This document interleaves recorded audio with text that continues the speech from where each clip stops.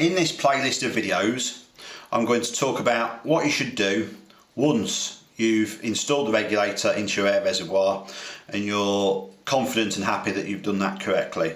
So this playlist of videos will take you through from first filling the gun up once the regulator's been installed and what you should do. So in brief, when the regulator's first fitted, when you fill the gun up, you should fill it 5 bar, fire some shots, 5 bar, fire some shots, 5 bar, fire some shots, and make yourself a graph, recording on it the pressures and the power. So that will be one of the first things that you need to do. We'll then go on to look at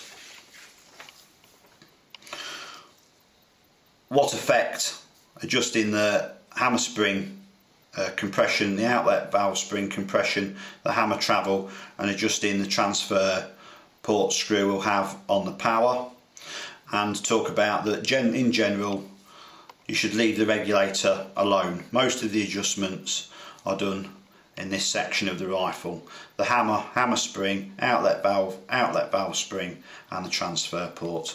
So we'll cover graphs with peaks at the end, why that peak's there, and how to adjust it out by altering the settings.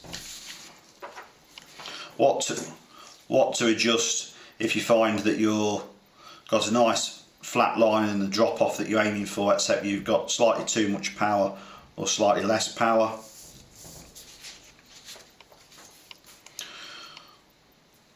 What to adjust if you find you've got far too much power or far less power than you were aiming for. And also quickly, a quick talk about you've got a lovely flat line but you're getting far less shots than you were before the gun was regulated.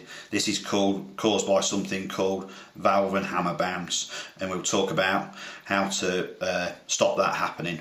So I hope this playlist of videos on how to graph your gun once the regulator is installed is of some use. And please make sure that you keep your graphs and write plenty of notes on them as to the adjustments that you made for each graph, so you don't end up going around in circles and tying yourself into a knot.